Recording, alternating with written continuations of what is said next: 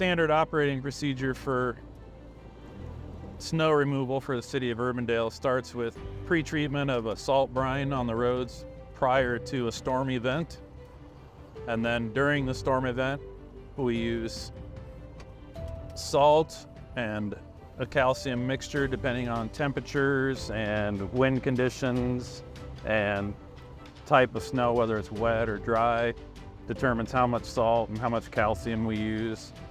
Another is upkeep of trucks. They take a real beating being out here for 10, 20, 30 hours straight. So there's a lot that can break down. We spend our prior day usually making sure all of our trucks are in good shape, ready to go, make sure everything's working so that when the storm does finally hit, we are ready to head out.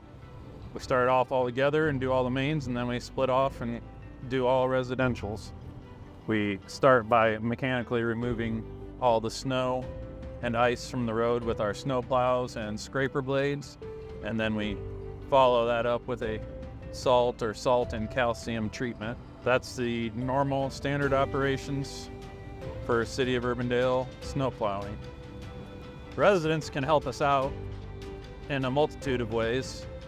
First and foremost is make sure that they keep all hydrants clear of snow so that in the case of an emergency for the fire department, they have no problem accessing all fire hydrants. Also, some common mistakes are shoveling snow into the streets.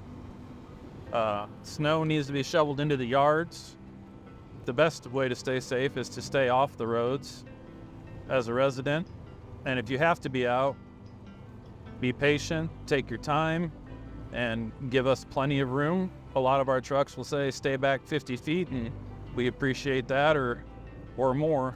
The best way to stay up to date on all city operations is to go to urbandale.org. You can also follow local news. They send out information to the local news sites as well as our social media presence for the City of Urbandale.